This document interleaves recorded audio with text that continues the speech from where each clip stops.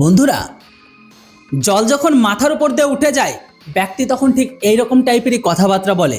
হ্যাঁ, ভারতের সামনে হাত জোড় করছি, কিন্তু ভারত যেন আর দেরি না করে, নয়তো আমাদের এখানে গৃহযুদ্ধ শুরু হয়ে যাবে। হ্যাঁ বন্ধুরা, ঠিক এই আবেদনে ভারতের প্রতিবেশী দেশ অর্থাৎ বাংলাদেশের পেট্রোলিয়াম কর্পোরেশন তার প্রধান মোহাম্মদ মুর্শিদ হোসেন এমনটাই করেছেন। বন্ধুরা, আপনাদের একদম অবাক হওয়া উচিত নয় যে গতকাল পর্যন্ত এই বাংলাদেশে হিন্দুদের জ্যান্ত পুড়ে মারা হয়েছিল। যে দেশের মানুষগুলো ইসলাম ব্যতীত অন্য বিধর্মী ব্যক্তিদের তারা সবসময় কাফের হিসাবে দেখে, সেই হিসাবে বিচার করে। কিন্তু আজ দেখুন, এই বাংলাদেশের সরকার এখন প্রতিদিন ভারতের কাছে সাহায্যের কাকুতি জানাচ্ছে। আসলে বাংলাদেশ অনুরোধ করেছে ভারত যেন জরুরি ভিত্তিতে ৪৫,০০০ টন হাই স্পিড ডিজেল সরবরাহ করে তাদের, তাও আবার আগামী এক সপ্তাহের মধ্যে, নয়তো এখানকার পরিস্থিতি নিয়ন্ত্রণ বাইরে চলে যাবে। বলা হচ্ছে এই মুহূর্তে বাংলাদেশ পেট্রোল ডিজেলের তীব্র সংকট দেখা দিয়েছে, অথচ গত সপ্তাহে ভারত ৫,০০০ টন ডিজেল সরবরাহ করেছিল। তা সত্ত্বেও বাংলাদেশে তেল নিয়ে হাহাকার পড়ে গেছে। কিছু রিপোর্ট অনুযায়ী বাংলাদেশের সরকার সেখানে পেট্রোল ডিজেলের দাম ২০ থেকে ৩০ টাকা বৃদ্ধি করেছে, যার ফলে সাধারণ মানুষ আরও ক্ষিপ্ত হয়।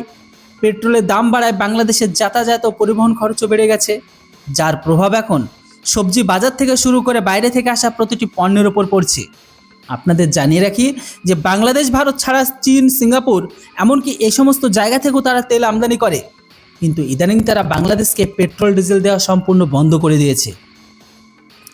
এই কারণে বাংলাদেশ এখন ভারতের কাছে অনুনয় বিনয় করছে। বাংলাদেশ পেট্রোলিয়াম কর্পোরেশনের প্রধান মোহাম্মদ মুর্শিদ হোসেন ভারতের সাথে কথা বলার সময় বলেছেন যে ভারত যাই করুক, আমাদের জন্য অন্তত ৪৫,০০০ টন ডিজেল অবিলম্বে দেওয়া শুরু করে। এই সংক্রান্ত একটি প্রস্তাব আমরা ভারতকে পাঠিয়েছি, যেটির প্রক্রিয়া চলছে, কিন্তু আমরাও চাই ভারত এই প্রস্তাবটি অনুমোদন করতে যেন দেরি না করে, কারণ আমাদের এখন ডিজেলের অনেক প্রয়োজন। এখন দেখা গেল যে ভারত নিজেও অনেক কষ্টে হরমুজ প্রণালী থেকে সিকিউরিটি দিয়ে তেলের ট্যাঙ্কার ভারতে নিয়ে আসছে। সেখানেও তেলের ট্যাঙ্কারগুলো নিরাপদে আনার জন্য নৌবাহিনীর সাহায্য নেওয়া হচ্ছে। অন্যদিকে রাশিয়া এখন সস্তার বদলে প্রিমিয়াম রেটে অপরিশোধিত তেল বিক্রি শুরু করেছে। সব মিলে দেখলে ভারত এখনও সীমিত পরিমাণেই তেল পৌঁছাচ্ছে। এখন সরকারের সামনে যে বড় চ্যালেঞ্জ হলো, এটি ভবিষ্যতের জন্য জমা রাখা হবে নাকি বাংলাদেশের মতো প্রতিবেশী দেশগুলোকে বিক্রি করা হবে যারা হাত পা ধরতে বাধ্য হয়েছে। তবে এখানে বোঝার বিষয় হলো, ইরান যে ভারতগামী প্রতিটি জাহাজকে যেতে দেবে এমনটা একেবারেও নয়। ইরান কেবল সেই জাহাজগুলোকে যাওয়ার অনুমতি দিচ্ছে যেগুলো মালিকানা ভারতের। কোনো জাহাজ ভারতের পতাকা লাগিয়ে হরমুজ প্রণালী পার হয়ে যাবে, বিষয়টা কিন্তু তেমন নয়।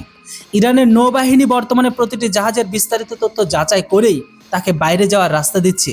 আর সেই জাহাজটি কোন দেশের, কে এটি পরিচালনা করছে, এটি কোথায় যাচ্ছে, লক্ষণীয় বিষয় হলো ভারতের কাছে খুব কম তেলের ট্যাঙ্কার রয়েছে। ভারত বেশিরভাগ ক্ষেত্রে বিদেশি শিপিং কোম্পানি তেলের ট্যাঙ্কারের মাধ্যমে অপরিশোধিত তেল ভারতে নিয়ে আসে। তো এখন আপনারাই বলুন, আমাদের কি এই সময়ে বাংলাদেশকে ৪৫,০০০ টন হাই স্পিড ডিজেল দেওয়া উচিত কিনা? এ নিয়ে আপনাদের মতামত নিচে অবশ্যই কমেন্ট করে জানান। আর হ্যাঁ, ভিডিওর ইনফরমেশন ভালো লাগলে চ্যানেলটিকে কেউ সাবস্ক্রাইব করতে ভুলবেন না। Thanks for watching. Jai Hind, Vande Mataram.